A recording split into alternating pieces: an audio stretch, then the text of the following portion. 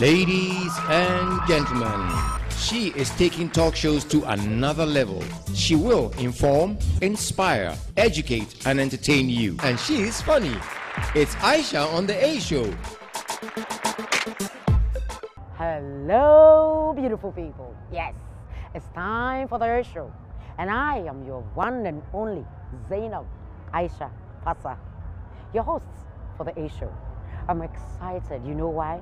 Because today, yes, I'm talking to another personality who is not just a fine man, controversial probably, but so talented and so gifted. He is a neurosurgeon. Yes, that's a teaser because I'm going to go and come back and then I'm going to really introduce him to you. We'll be right back. Aquaba is the feeling of joy when you know you are home, where you sleep in luxury and comfort, and wake up to the breeze of the Atlantic Ocean.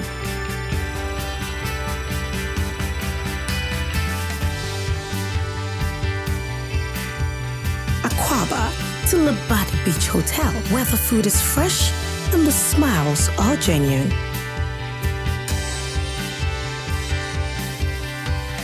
Now you know you are home. Ghana's finest 5-star hotel, Labadi Beach Hotel. The legacy lives on.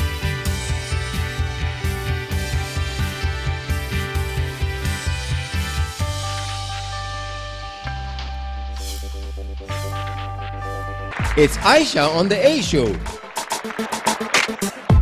You know you're watching the A Show. The name is Zainab Aisha Pasa. Yes, and today I'm talking to a brother. Yes, I gave you a teaser. He's the Nungwa Zongo man. I kind of like that. He's a fine man like that. So Nungwa Zongo man, don't worry. He's a fine one. You'll see him very soon. Yes, and he's a doctor. Yes, he is. And I'm excited because we're going to profile him. We just want to get to know him. You know, his passion, his aspirations, his experiences, who he is, where he wants to go, and where he is going. Because you know what? This man has a lot to give and to motivate you today. I trust that by the time we end this episode, you will be inspired, you'll be informed, educated, and yes, be motivated enough to go out there and be the best that you want to be. Because everything is possible. I'm excited to be interviewing Dr. Mohammed Abdallah today as my guest for the A Show. Doctor, you're welcome on the A Show. He's a neurosurgeon. Hello. I didn't say that, right? Oh my God. I was so excited about the Nungwa Zongo thing. Yes, I know. But yes, he's a neurosurgeon, one of the best in the country. And he is practicing at Kolebu Teaching Hospital. Doctor, it's a pleasure to have you on the A Show. Thank you very much. And so there is a northern thing, okay? So yeah, you allow us. It's a northern thing. So when a northerner sees the brother, it's like that. So you're welcome on the A Show once again. Thank you. I quite remember when I completed medical school as a new doctor. Both of us were profiled on Metro TV. I remember as some of the heroes of the Zongos, and I'm quite pleased with what you've been able to achieve for yourself. Oh, thank you so much. Really nice meeting you again. Thank you so much. Thank you so much. And when my producer said that she's getting you on, I'm like, oh my goodness, that's so lovely. I can't wait, you know. So I'm excited, yes, personally. And then, I mean, for those that don't know you, I mean, sometimes people hear you, but they don't get to see you. So that's what TV does. So you don't only hear the voice, you see the person as well. So and it gives it more, you know, impact. So I hope that by the time we're done, we would have touched lives, we would have motivated people. And thank you. And it has always been my dream to try and inspire people. Yes. I know that's who have one similar of your passions. background, like me, and let them believe in themselves. Dr. Mohammed Abdallah, who are you? Who are you? Who is this Nungwa Zongo doctor? He's from Nungwa, you know. I mean, actually, some ghetto. Nungwa Zongo is really a small ghetto. Imagine. Very small ghetto. So, yeah, I must say that I'm a Christmas Day born. 25th December? Yes, 25th December. Born to Madam Aisha to Isaka. And see, I'm your mother. You see, yes, that's my mom, you know. Yes, who was married off at the age of 16 years to my dad in a polygamous marriage. So I'm the 10th of 12 children. 12 children, that's right. Probably we say about 14 children because we lost two. I lost my senior sister. So you are Bedu? Yes. I went to Nungwa, Amafo Junior Secondary School, and then to Nungwa Secondary School, then through Legon, University of Ghana Medical School, and then spent some time at University of Ghana again doing law, and then to the Ghana College of Surgeons to read general surgery. So I became a general surgeon somewhere in 2013. Okay. And congratulations. Just a few weeks ago, I was inducted into the fellows of the West African College of Surgeons in Abuja. So that's who I am. Dr. I am married. Abdallah, you keep making us proud, honestly. Yeah, you know, I'm married to your sister, Congratulations, congratulations. Thank you. Every time you share your story, it gives somebody a wake-up call. Exactly. You know, exactly. and it's beautiful because you see him sitting here all nicely dressed up with his blazer and all that. He's fine, yes, but it has not been easy. Yeah, and not to cut you short, you know, I made a profound statement which I've seen people even put on their social media timelines and all that, and some also queried why I said that. But the statement, the statement I made was that anytime you see like a rich person, that person is just one generation away from poverty. So there are people you see today, if you check their background, just one generation away, they were from a village, from a very poor home. And there are also some very poor people that if you check their generation, they were one generation away from riches, but it's the way they handle it. So always believe that you can be here or there. It is up to you to decide where you want to be.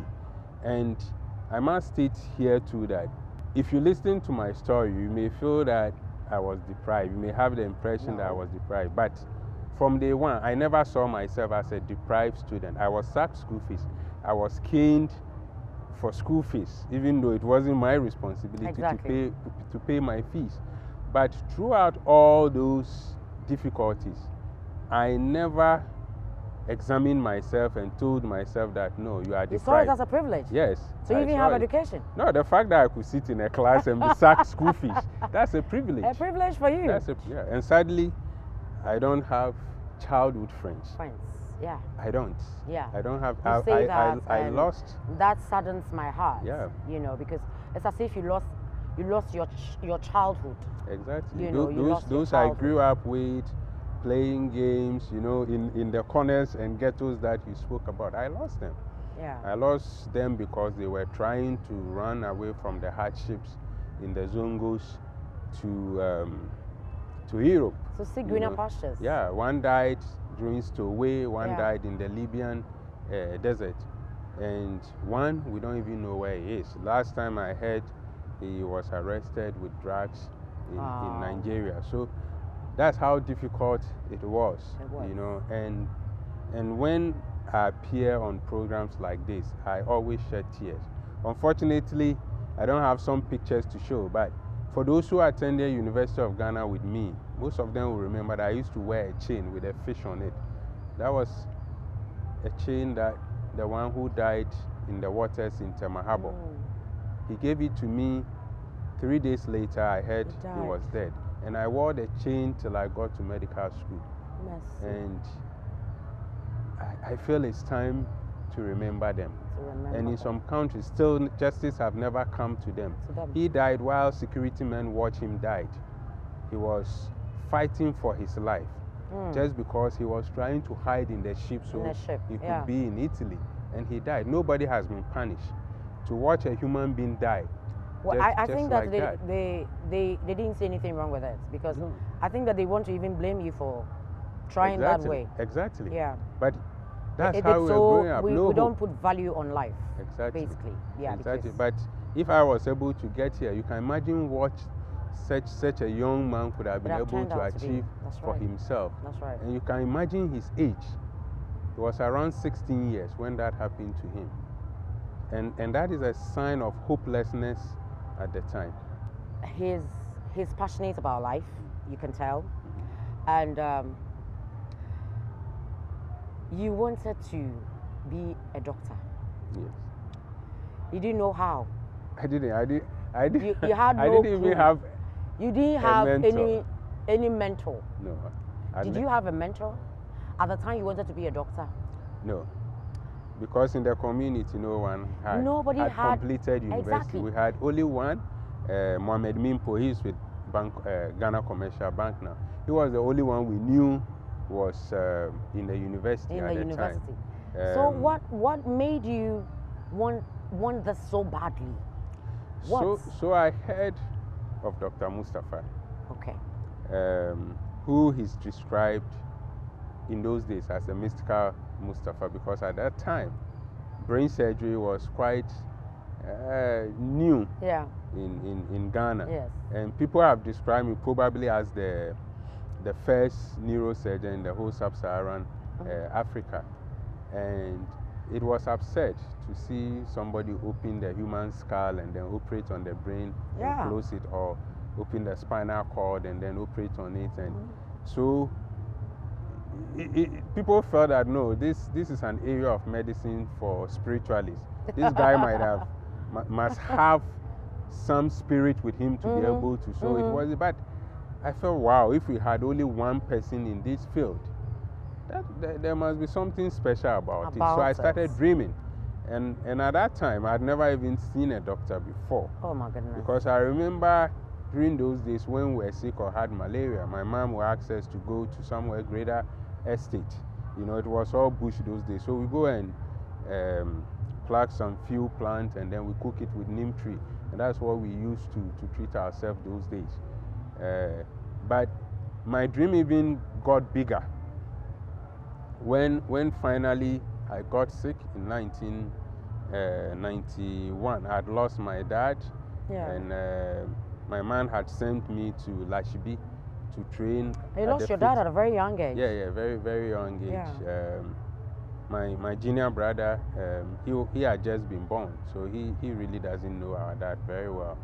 There was a big storm also in Accra that year, so our roof got ripped off. And all of a sudden we saw the sky. That's right. And it was pretty difficult. So I got sick, my sister was sick, and I was admitted at Kolebu, the medical block, because I was in coma for 7 days. Because I got infected by some insect I you were young. know. Yeah. So in Kolebu I saw this young doctor. So that was your first time of seeing a doctor? Yeah, my first time of seeing doctor when I had come out of coma. Oh my God. And I was so impressed. That's I said, this dream has really come true. But prior to that, whenever I spoke of Dr. Mustafa in Nungwazongo and told them I want to be a doctor, people laughed it off, some teased me. Yeah. So with time, sarcastically, even my own cousins at home, they used to refer to me as doctor. So doctor became my nickname at a very young age. But that dream became well cemented when I finally came out of coma and saw the young medical student. I said, no, I mean, these guys are not that smarter than us. I mean, you are not coming from a very good background where you had it all, so you had to fend for yourself. Yeah, so my mom was selling wache, but and that is what she used to support us, even when my dad was alive. But when she lost my dad, there was a period that she needed, by Islamic and our traditions, she needed to be kept in a room for some number of days. So she didn't have anybody to sell for her. So it became pretty difficult. But growing up, we were a bit industrious, you know. So we always thought of going to weed in Wire State with my guys that I spoke about. So in secondary school, weeding was not a problem for you? No. So if the punishment say you should go and read. I took it. At age 4, you were reading. Exactly, you know. So you already had a PhD there. You had a PhD there, when it comes to reading there. So we usually would knock or press the bell, and then the people would come out, and then we ask them, "Oh, in Patrol will be our bed." You know, by then we would have inspected the room and realized the house, there's something the there compound, for you knowing to that it do. was bushy. Exactly. And then they was, "Oh yeah, do you have?" Then oh my goodness. You know, we took some small money and weed there until one day. Whilst weeding, I met, in fact, I just spotted one of my classmates, a young girl, like very young, and I admired her so much in class. You know, we used to compete in class. Okay, that one. So then I spotted her. I said, so this is their house. So you can imagine, I had mates who were in the estate. So once I spotted her, I just told the guys, I know I have to leave. I can't be here. But those were you go and weed in the homes of your mates without even knowing. But the little money we had was enough to also help my mom. Yeah. And I remember my mom would take that money and she said, "Oh, you know, I took care of you. I gave you breast milk," and because you are sure that you won't get that money back again. But we were willing to do that. We were really willing to do that at the time to support her, because she had done a great job in supporting me to be alive after the coma. So I felt I should do more. So there were periods I would take bread and carry it and go and sell. There was this donut we called Togbe. So in the morning I like it. Yeah. And then when she eventually came out of what they call the takaba, the seclusion, and she started selling wache again. So I would go to the school that she sold, wash the dishes early in the morning before I go to school. So at that age, I could actually prepare wache, I could prepare shito. Until date, if you ask me Dr. Abdallah, when are you inviting me prepare shito, I could. Doctor, when are you inviting me? This one that you can prepare at your service. Hey! At your service. You're listening, oh. Charlie. You're watching, oh. Myself and my whole crew, we are coming to visit you. For the special wache. We are coming to visit you for the special wache, Doctor. We're taking you up on it. You had a supportive mother. Yes, very supportive. As of me, she was very supportive. Very, very supportive. She understood your dream?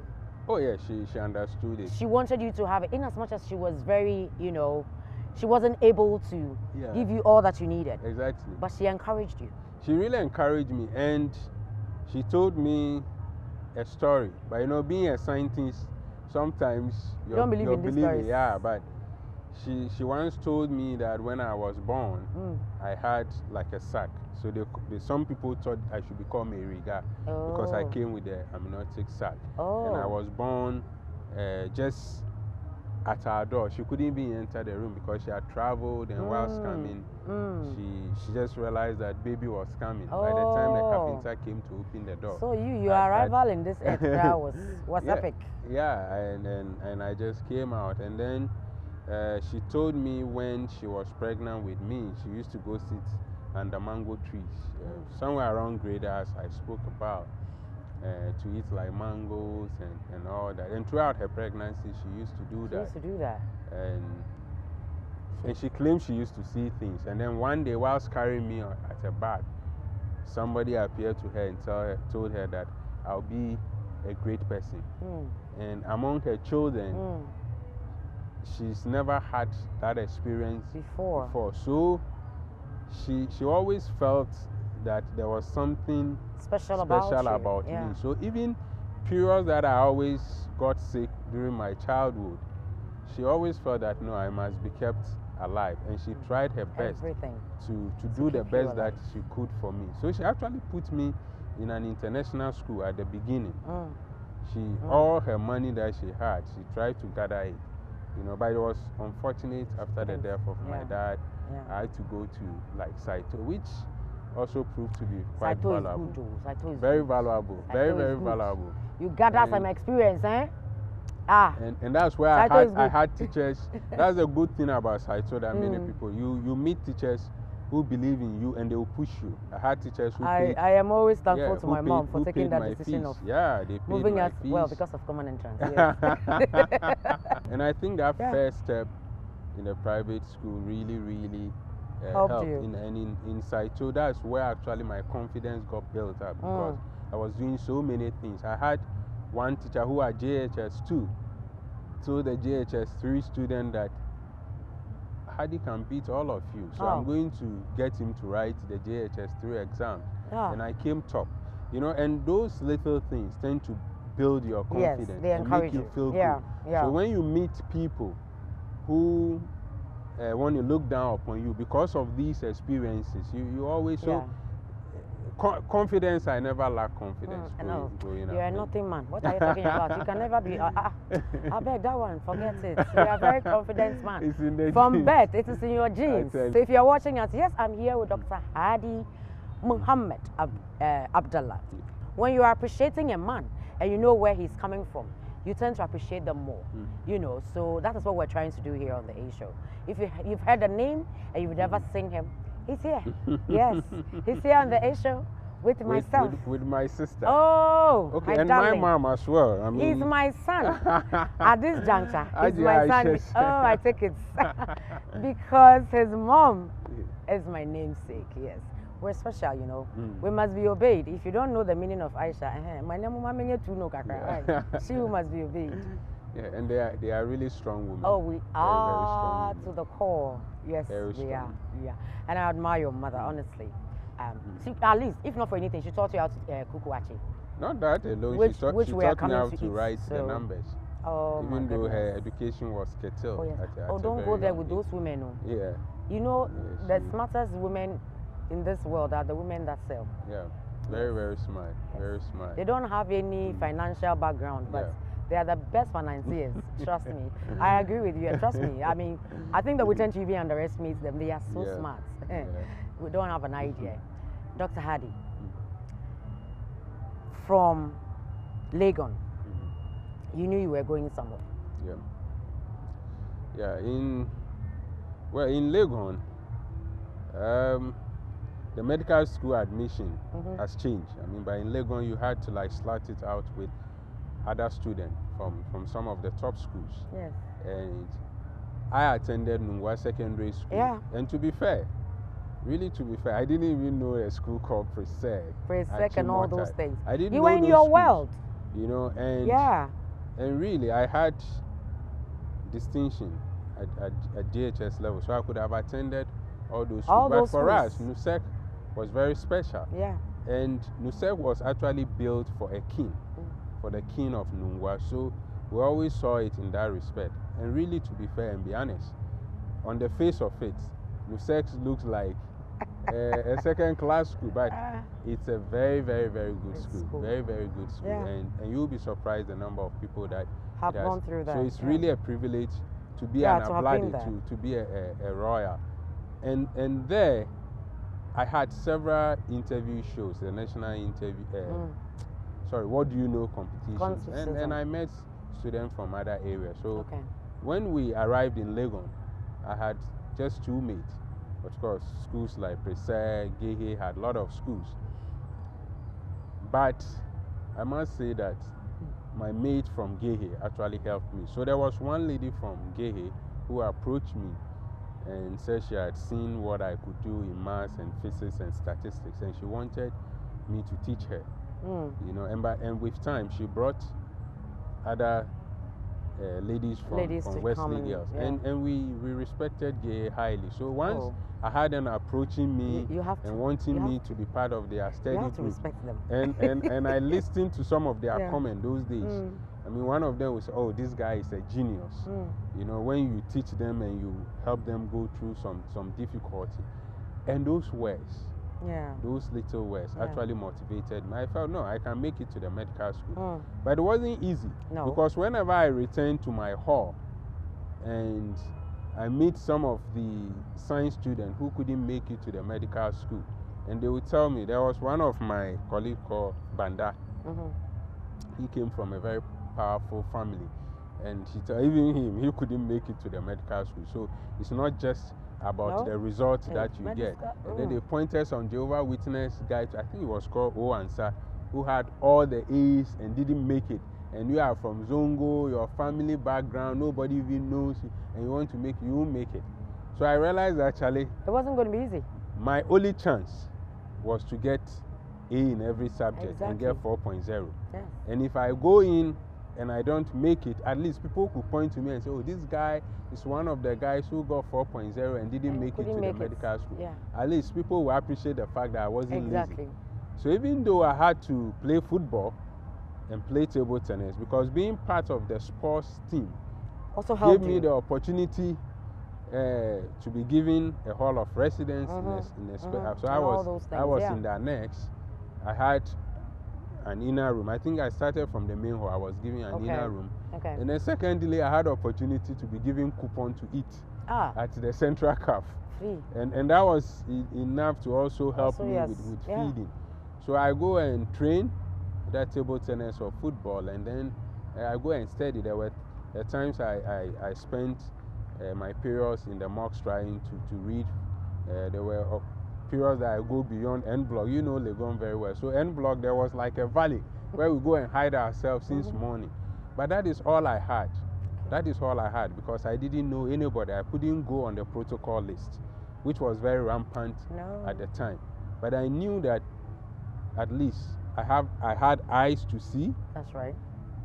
My brains were still intact. Very intact. So I could read and blow the exams. And that is what happened. I had 3.98. And luckily, Dr. Hadi, please, my hand. Charlie, thank you. This one we have to do too. Thank you. So when the medical school interview list came, I was number 1. Oh my goodness. Oh my goodness. 1, because I had a very high grade. Let's see who will stop you now. My name also started with A. Exactly. And those days it was special, because other students even go and look to the list to find out who were actually making it. And I remember those I play football, we say, now when Jimmy Pass, I know what to say. What to say. You know, so they didn't know how you do it. Exactly. Yeah. And you had a focus. You had a focus, you had a mission. You were a young man with a mission and a focus. Exactly. On that note, I'm going to pause you, because we need to go for a short commercial break. We'll be right back. Labadi Beach Hotel at Achimota Golf Club. Visitors for your strategic meetings and executive board retreats. Our serene environment supports team building, networking for business appointments, corporate leisure hangouts, and office parties.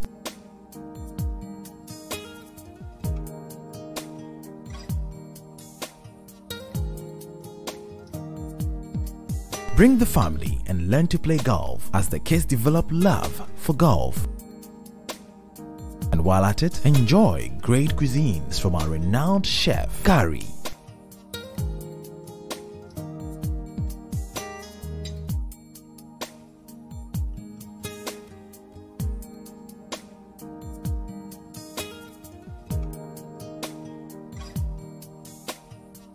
Labadi Beach Hotel, first choice. It's Aisha on the A Show. We are still talking, and I'm here with Dr. Mohammed Abdallah, my son, yes, on this show, yes. Simply because his mom is also called Aisha, yes. And we are talking about him as a person, and we're also discussing his journey as a neurosurgeon. Yes, he is. You see him, young man like that. Fine one too, yes. The ladies you can admire, but if you have to do anything, please see me first. Yes. Dr. Abdallah, you had to go for your medical school interview. Yeah. That is a big deal. A very big deal. That's a big deal. We know that there are protocol lists and all those things, and you are number 1 on the list. Yeah. How did you fare? Well, I fared really well. You aced it. You aced it. It was actually the beginning of your journey. My journey, yes. and many firsts. Yes. So throughout medical school exams, I was always the first to go through like the exam. So you go and face a medical school exams always came with oral exams. So for all the oral exams, I was always the first candidate. So I became really used to it, and I thank God for making me the first person to be interviewed in the medical school. Medical school. And And I remember my shirt. Some wouldn't like it. You liked it. My first shirt that I wore, and you can imagine, I didn't have anybody to like advise mentor you and advise you, guide this you. This is the way to dress up and all for that. an interview and all that. So I went to Katamanto, you know, and they had this white shirt that they wash and then put it in a blue, and then to make it extra white.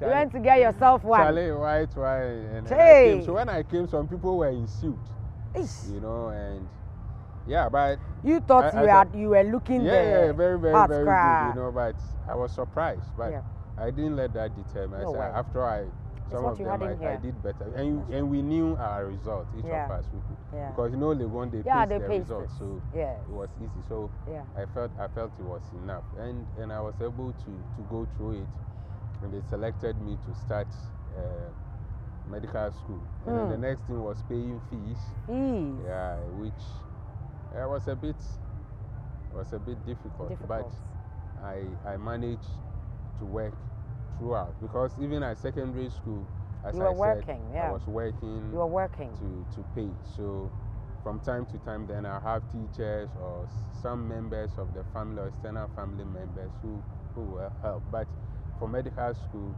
I completely sponsored your education. Yeah. It wasn't easy. It wasn't easy, you know, because this was a school that we had doctors' kids, some had cars, people had their fees paid for them, you know. But during some those were days, protocol lists, and all those things. Charlie, scholarships. We had people who were going to abroad, America, Britain, every vacation. That's right. You know, and luckily at the time there was this craze for Ghanaian students to go abroad.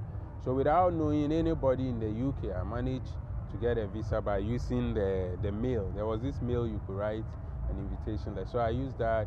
It was interview at the time. So once you could talk very well, you got your visa.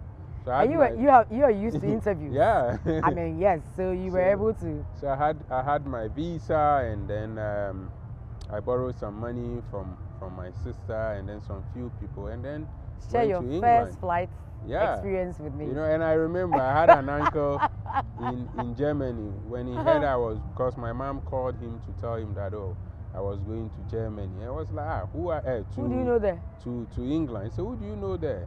Don't go. I mean, it's dangerous. I said, but you went through Libya. Your squad wasn't passed dangerous. through Nigeria and blah blah. And you know, in my community, some guys had been killed even in Nigeria. Go there. Yeah, because they put tie around their neck, and it even came in the news many years ago in the 80s. So they were all from my community.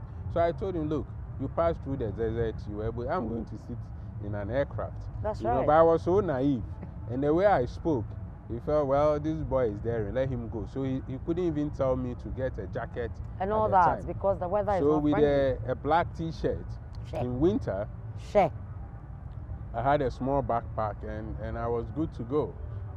So the moment I landed in Heathrow, went through the immigration, I just sat in the next train, and we landed somewhere Croydon. and then I was on the street. I saw some black guy I thought could be Ghanaian, and likely was a Ghanaian. He took me to his house. But after 3 days, I felt his room was very small. He had a girlfriend, so I thought, no, I couldn't leave.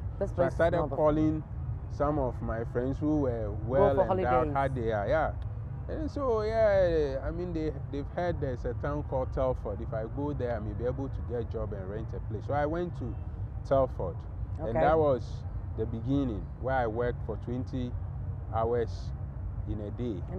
So I did a bakery job at night, which was about 12 hours, and then I did work in Siemens, where we did assembly. There were periods I worked in a company called Plastic Omnium, where they produce car bumpers, and then there was Epson, you know, they produce cartridges. So I did all those jobs, of that. And that is how I raise money every vacation to pay my fees. So really, if you ask my mom, the last time I asked her for school fees was after JHS. After JHS, I really didn't. You had to do things yourself. Yeah, I had to. You had to do things. And for me, it yourself. was a privilege. Going to UK and working was really, really a privileged position. So you came back to Ghana. You worked in Kolebu? Yeah, I worked in Kolebu. I did the 2 years housemanship. Your housemanship. Yeah. Yes, we were the first to start the 2 years. And all these things really shaped what I've become today. It was the beginning of many obstacles in my way. At a point, I had to fight the establishment. Oh yes, don't worry, we are getting there. Don't worry. Politicians, but because I did. this young man here, well, he's young, but he became the president of the Junior Doctors Association after medical school, when his predecessors were impeached for an undisclosed action. What undisclosed action is that? When we started House Job, and prior to us, all the year groups, they had something which had been established since the days of Gagisberg, Crew, Kwame Nkrumah, and all of them. So the house officers were fed. And the reason they were called house officers because they were supposed to be housed within the hospital. Exactly. So they would directly attend to emergency very quickly. And so they needed to be housed and be fed. That was the principle, because a house officer was working, it was assumed, was working 24 hours a day. So you couldn't go out to even eat at a restaurant or the canteen. So they provided those things for you. When it got to our time, they said they wouldn't give you. Yeah, the renowned heart surgeon, who was then chief executive, Professor Frimpong, decided to cancel it. You know, and at the time, when he had benefited from it himself. Exactly, he had benefited from it, and they benefited from even more in labor, where they didn't have to pay fees. So my mates felt that our leader at the time had have connived with Professor Frimpong Boateng, so they decided that he must be removed. So he was removed. And then initially, one of my colleagues was chosen as the president. I was made the vice president. But over time, I began to engage the media to try and explain our issues to them. Yeah. So I became like the face of the actions that we took around the time. And then after that, they made me the substantive leader. And we felt we had to change things, the way doctors were seen in this country. And I must tell you, what we did actually saved this country. Because prior to us, every graduating class, each of the students had one of their foot outside this country. Some were already writing the USMNE exams today. So, and at that time it was so rampant. It was very rampant. So you have maybe 1 or 2 people remaining to study. Or maybe most of our medical students were in a hurry to leave the country. Yes, they all left. And prior to us, there was a group which the renowned plastic surgeon Dr. Mpoma was one of them. So his year group fought to get what we call the additional duty hours allowance, which was being paid as an allowance, but it was so irregular, so it wasn't coming. And then when we became house officers, for some reason, the Ghana Medical Association and the government at the time had gone into some agreement, which we felt was suspicious, to suspend the ADHA. So doctors' salary then was only 150 Ghana cedis for someone who was just coming out of. And I was like, it was $150 at the time. But what actually broke the camel's back was that there were some doctors who had their kids sack school fees. Some came to cry at a meeting that I had organized. And I actually called the Ghana Medical Association president to come and talk to them, because tempers were rising high. And he said, oh, go away, you called your meeting, so deal with it. And I was very young, very young. You can imagine, this was as far as somewhere 2005. I was so young, and he said, go and deal with your problem. So, well, everybody decided we had to declare a strike action. So we declared a strike action, and it took weeks, which ended with me being weeks one night to the castle and then to the house of the president, then President Kufuor. And of course, you know how nice President Kufuor could speak. And it was my first time. You've seen my height, but I was even overwhelmed by his height. He was tall and standing. Oh yes. You know, and he has some presence, man. Exactly, and very young guy. I needed to negotiate with the president of the country, and when they asked me, I said, well, I felt we deserve $2,000 at the time. And even doctors at the time insulted me. There were some senior doctors at the time who didn't believe it, and they thought I was mad. Themselves, you know, but having worthy worked of earning that amount. Exactly. Having worked in UK for 20 hours, I was able to earn around £600 a week at the time. So I felt, what made them think that they didn't deserve that amount? So for me, I realized the level that even senior doctors at the time thought that we were. But we felt, no, we must change the narrative. So we kept pushing, and they had to call some of the finance ministers to come in. They said, look, it was going to take the economy out of gear. It was going, and I thought, wow, we had only 2,000 Ghanaian doctors, and there were over 2,000 Ghanaian doctors even in New York alone, as it was published in some documents. So I felt, no, 2,000 doctors and paying us $2,000 a year, and of course the senior doctors, the consultant, were taking around £250. And I have evidence, hardcore evidence. If anybody who doubts it, I've kept my pay slips till date, so I can show them the pay slips. That is what doctors took at the time. And Aisha, you could imagine. You know, when I call you Aisha, it's like calling my mom. It's fine. It's fine. You know, and you could imagine the nurse's salary. I know. A police officer, a military officer, how much they took at the time. So it was difficult, but I pushed up. Eventually, we ended at around 1,670 Ghana cedi after almost 3 weeks of a strike action.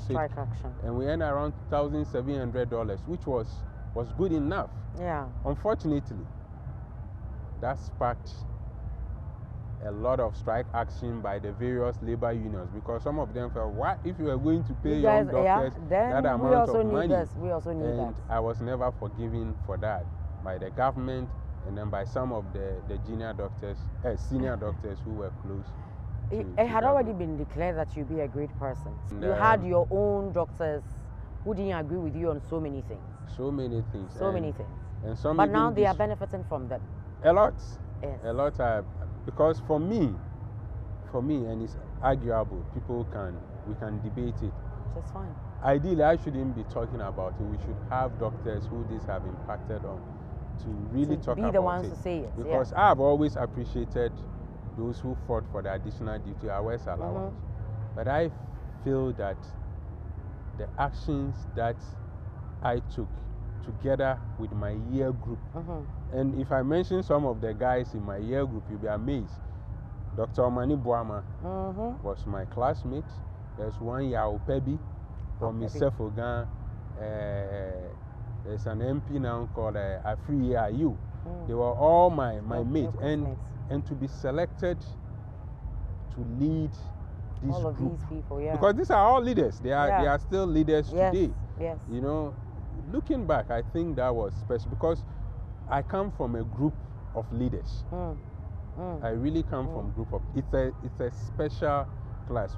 With all due respect to all other group of medical, but I think class of 2004 was a gifted class, and they really helped me. They supported me. They were with me throughout the difficulties. And I think nurses today should be thankful to our group. Teachers, pharmacists, all of them. That was the health service salary structure. Okay. Yes, which the single spine salary structure sort of built on. But I think that if we had not pushed salary levels from $150 to $1,700, we wouldn't have been where we are. Because as I speak to you today, the house officers are earning far less than $1,000. So we have actually retrogressed. Yeah, not good. We have actually retrogressed as a country. Dr. Hardy, let's talk about neurosurgeon. Wow. Yes. Yeah. Neurosurgeon. What do you want? Obia, Ekoye,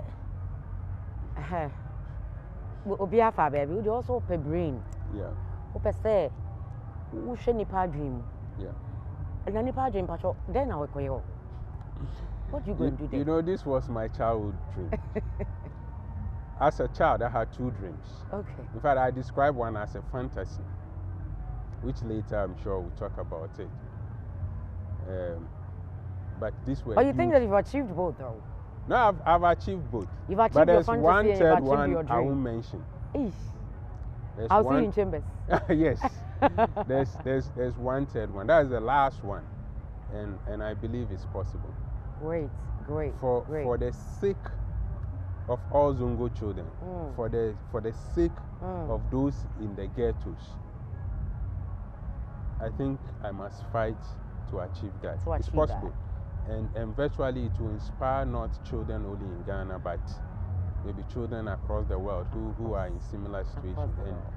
And you tell me that we need to do that. But neurosurgery actually started with a lot of difficulties, because having fought the system, people thought that I shouldn't be allowed to specialize. So I had written exams to start my fellowship in general surgery. I wasn't allowed.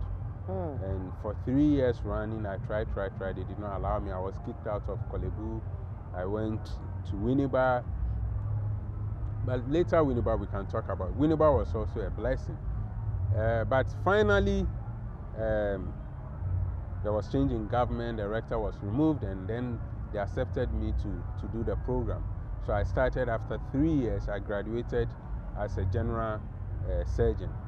And then I was retained to start my fellowship program, which after between 4.5 years, I became a neurosurgeon. But it was with a lot of difficulties, and as you put it, there were even periods that my wife, who had pulled me from law, I wasn't doing law, you know, during those difficult days. My wife had pulled me with other surgeons such as Professor Hesse, such as Dr. Idrisu, who always called me to tell me that no, law is not your thing. You need to come back and do neurosurgery. You'll be a good surgeon. So come back. They spoke to my wife, and she inspired me. But even her, halfway, she said, "What? You are not always at home. You are not there for the kids." She was everybody is doing sympathy. You alone. My childhood dream. You want to be. I mean, how couldn't you have done anything? Why? You know, and it was pretty tough. So during those periods, I felt like giving up. But the same lady then sometimes would come back to me and say, "No, go for it. You wanted to be a neurosurgeon, so you must do it." So there were periods when I had presentations. She was the one I would sit alone in the room. I said, "Look, I know you don't understand medicine, but you must listen to this." So she bought me a cable. What's the name of that cable? HDMI cable, and then we connected to our TV, and then I'll present to her, and she'll tell me, "No, I don't. You're gesturing. I don't like your gesturing." Do that. You know. And she was your biggest fan. Yeah, and that's how we made it. That's really how we made it. But it was pretty difficult. But I had some mentors. Dr. Mpoma was one of them, because he had won the best student prize in the fellowship exam. I had one called Dr. Akutu, and he always spoke about it, that he won the gold award. And Dr. Akutu is also from Ashama, which is Zongo. So I thought, and Dr. Idrisu had so much belief in me. I mean, you wouldn't believe it. And he was a real mentor. That's right. A real mentor. He wasn't just mentor by word or by the name of it. He mentored me. He mentored you. He made me believe that he was part of your life. That's right. And I will say it today. The day I passed my exams and I was given the prize in Abuja, he called me and later called my wife and told her that today Hadi has completed my legacy in Kolebu. I can now retire from teaching. I mean, those were profound. That would be humbling. Those were profound words. Too profound. I mean, for those words to come from somebody like that, and this man was with me from beginning. Oh. He made me, and he always said, oh, you are better than those, even when I wasn't ready for the exam. And when candidates came from Nigeria, I would say, but you know, you can write as you are better than them. You are better than them. So he made me believe in myself. And for those who want to mentor, I want them to take example from such a man. You know, he only didn't mentor me, but he trained 12 neurosurgeons. He didn't say, oh, I want to be the only neurosurgeon. I was the first. No. He wasn't always say I was the first. But he trained other people who trained me, like Dr. Dakura. Dr. Dakura was his first student, who together with he trained other 11 guys like me. So I think mentoring as a state, we need to take it serious. Especially in professional areas like medicine, engineering. It's so important, and there must be a national policy to that. We must drive it, because for those you mentor, they can only be better than you. Yes. So if you've seen somebody like Frimpong Boateng that you are proud of, we must push them to mentor other people. So that those people will be better than. I agree with you. Unfortunately, Professor Alote is gone.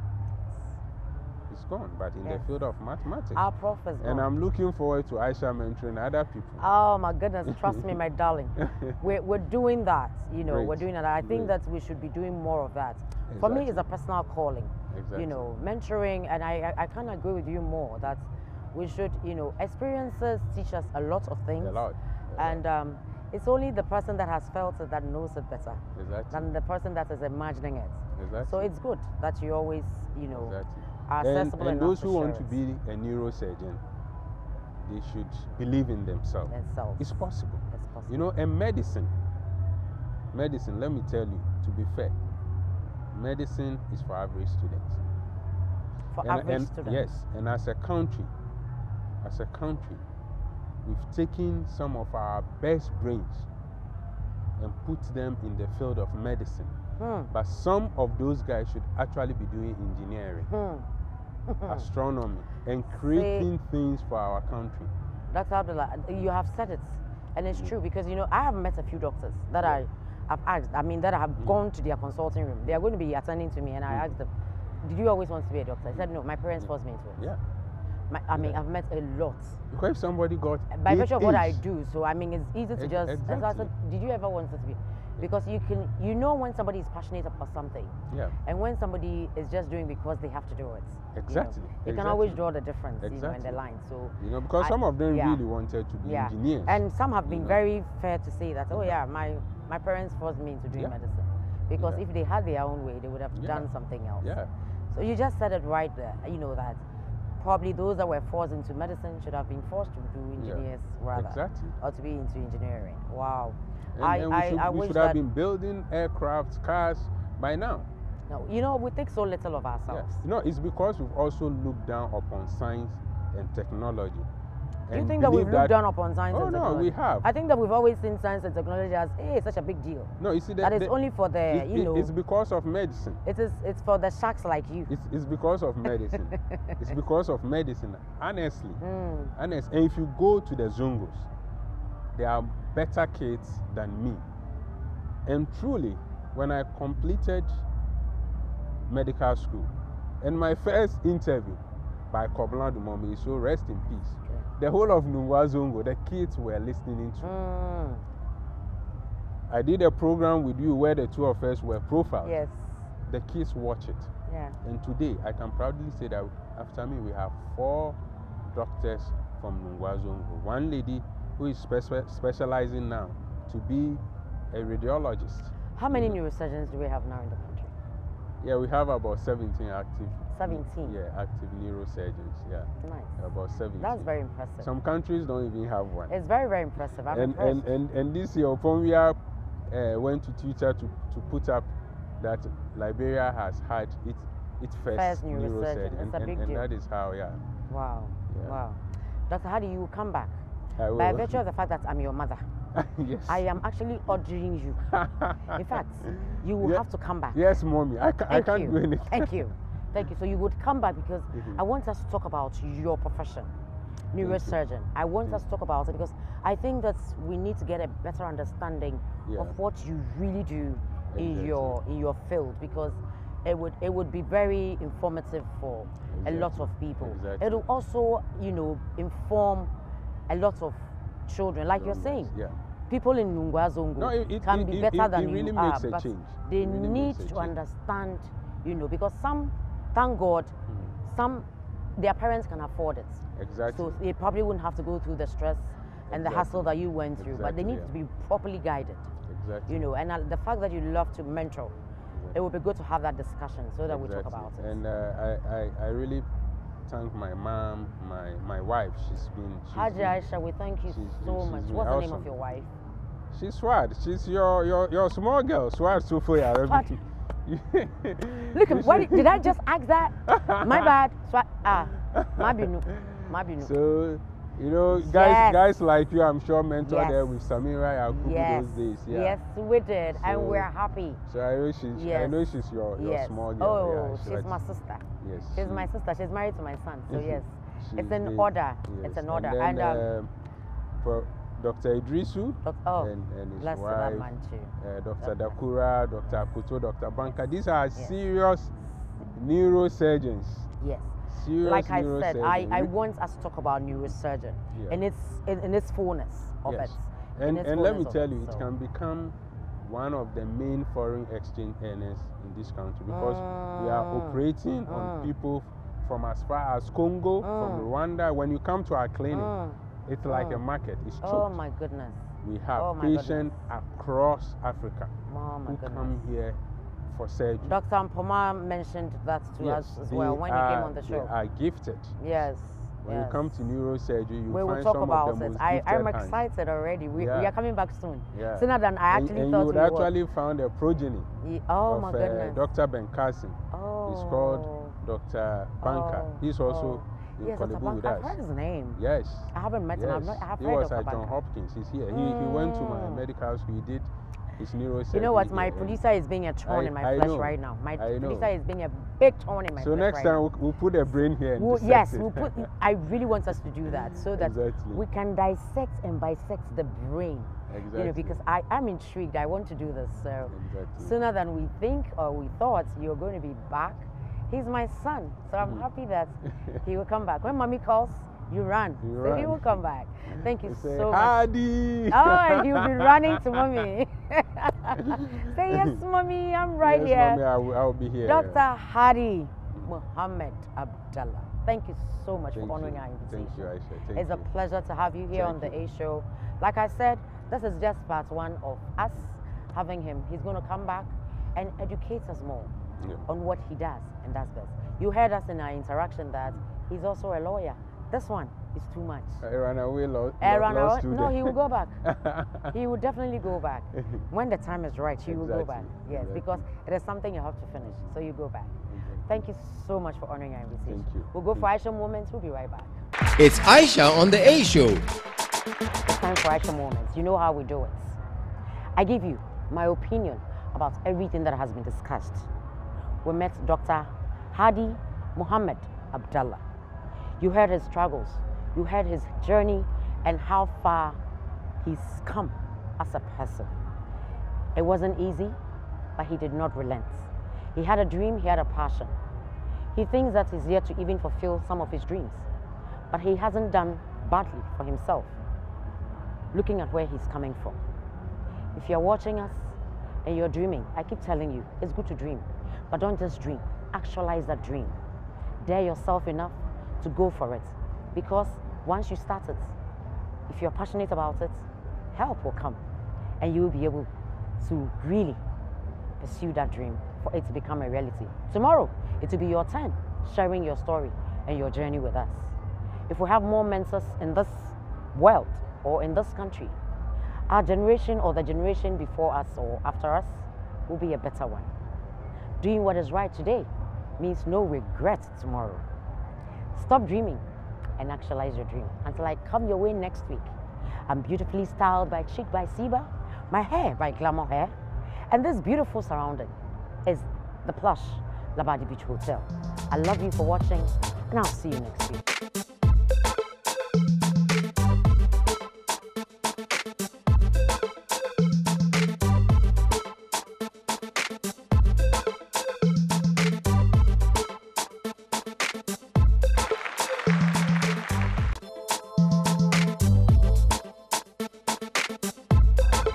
right back. Right back. I'm back. Let's go.